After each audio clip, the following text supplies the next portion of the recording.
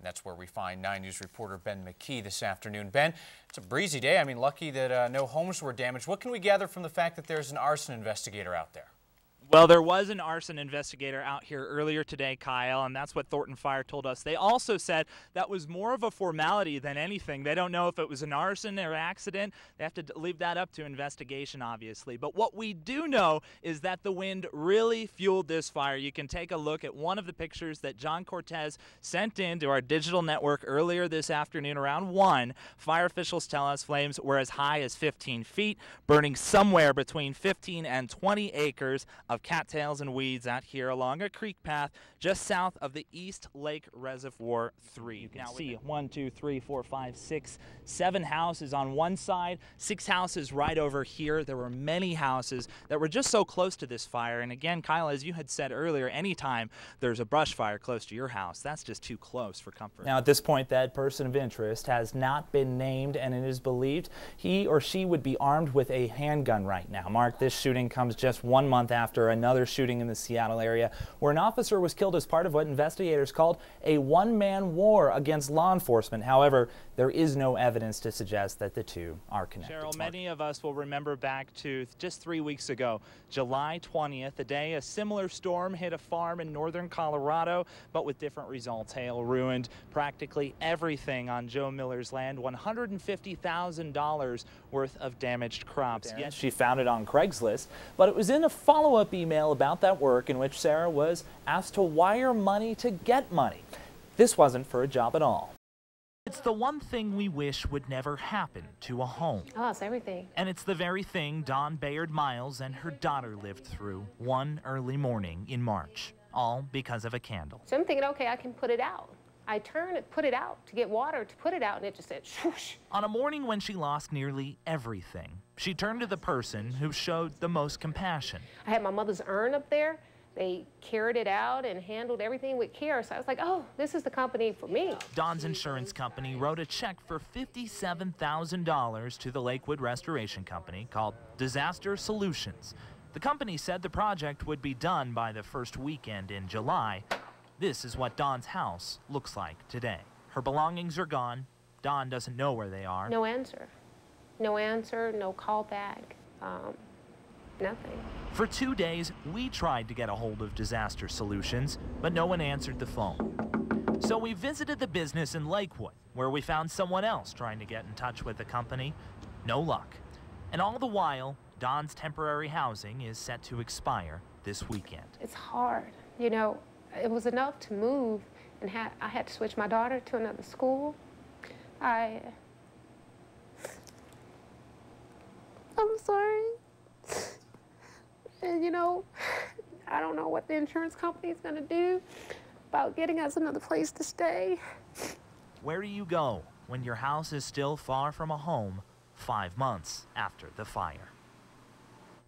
Now, Disaster Solutions has been around since 2000. There have been 6 complaints with the Better Business Bureau in the last 3 years, but they are an accredited business with an A+ rating.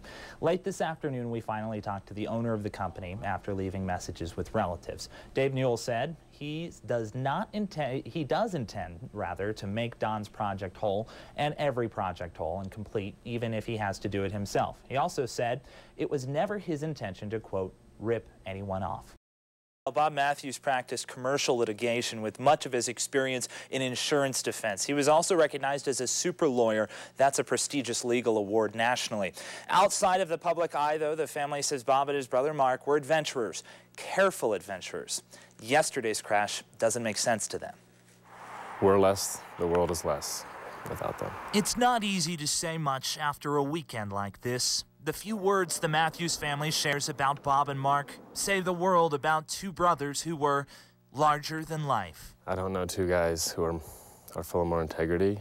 They're truly amazing individuals. I can't believe I was able to grow up with them. Andy Matthews did more than grow up with them. He's Bob's son and Mark's nephew. Andy's father owned and piloted the Cirrus aircraft that collided with the tow plane and glider Saturday near the Boulder Municipal Airport. It's one of those things you always remember where you were, how you reacted, how you scared your kid, it's surreal. You want to go back to sleep? Bob purchased the Cirrus in 2006. For his kids and grandkids, this was adventure. Those two are always together. Stories of them growing up are epic. Bob was also a prominent lawyer, a partner at Faegre and Benson. An intelligent guy, he thought things through. This stuff doesn't happen to people who are careful.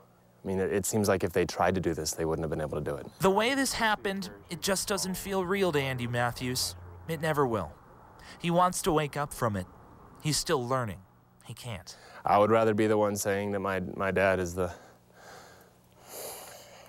most amazing guy. He will affect my life forever. He will affect my son's life forever. They're just amazing people, and I wanted to be proud to say that.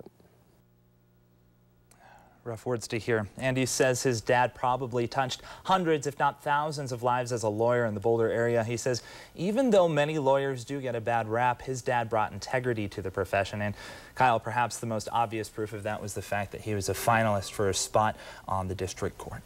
Two gentlemen, publicly, privately, just quality individuals. All around, totally quality individuals. Ben, today is the day when hundreds of food banks come to collect all the food to take back to their communities. This is the day, Kyle, and really this is the fun part. This is where we get to see all of that food that you donated, all of that money really go to work, and you can see it here. This is part of what 202 tons of food looks like, or 404,000 pounds of food, along with $120,000, which is an all-time record worth of money that you donated during 9 Cares Colorado Shares. We have volunteers out here, of course, folks with Compa Food Ministries. We have food banks coming in. You can't get help here, but you can get help from all of the food banks in Colorado and throughout Colorado that are part of the 9 Cares network. But this is really the fun part, Kyle. This is the part where we say thank you to so many of you. I'll get out of the way from one of these pallets who are coming, but you're gonna see this all day out here at Compa Food Ministry. So this is the good news. This is the part where we help out because of you. So thank you so much for all your donations. Thanks, Ben, for going out there today and showing that to us. We appreciate it. Thank you. One of our storytellers here at 9 News knows from experience just how intense sibling rivalry can become. 9 News community reporter BenMcKee also knows, as we all do, that despite the rivalry, there's an unbreakable bond between brothers and sisters. That being said, Ben found 2 sisters, self-described tomboys, who are known to leave everything on the court. Her parents might call it one of the happiest days ever. For Erica Sheldon, a lot of fighting. April 9th, 1983 will forever be remembered as the end of her 3-year reign as princess, thanks mostly to Adele. I'm also a little stubborn, so I think that kind of adds to the competitive nature. From playing hide and seek to posing for pictures and climbing walls, Adele always found a way to get on her older sister's nerves and score a few points. I've enjoyed every moment of it, other than the times we've had to go to the hospital. The Sheldon sisters were just far enough apart in age so that they could never really compete with each other. No ref, no score, no official winner. A few years passed. Erica moved to Oklahoma City. Adele got married.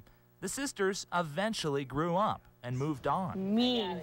It's right here. Okay, not quite. I've always been away. 8 years away from home should change things. But the more things change, The fact that I can knock girls around. the more they stay the same. That was my first interest in it. It's why Erica didn't hesitate to join the Oklahoma Victory Dolls roller derby team, and why her baby sister I Adele fell in love with it the moment I saw it. decided she wanted to skate too for the Rocky Mountain Roller I was Girls. like, I gotta be on the team that's playing her team. And as chance would have it, fate finally stepped in to declare a winner. Nobody could seem to remember where 2 teams had a sister each. Or when a family had to choose which sister to root for. In the house tonight, we got America the Beautiful here for the Victory Dolls, taking on her sister, the Dina Mean, for the Contenders. I'm gonna kick her butt. She's going down. We might both go down, but I'm gonna make sure it looks good. After 25 years, Felt pretty good to take down my big sister. the Sheldon Sister Smackdown finally gets a referee. She's gonna be out there a little bit more, and I'm gonna try and hit her and get her back. But even after 100 rounds on this ring, So both my daughters are out there now. America the Bootyful and Dina Mean couldn't bear to throw the knockout punch they've dreamed about for so long. I didn't get to knock her down quite as much as I wanted to, but that's all right. We still won.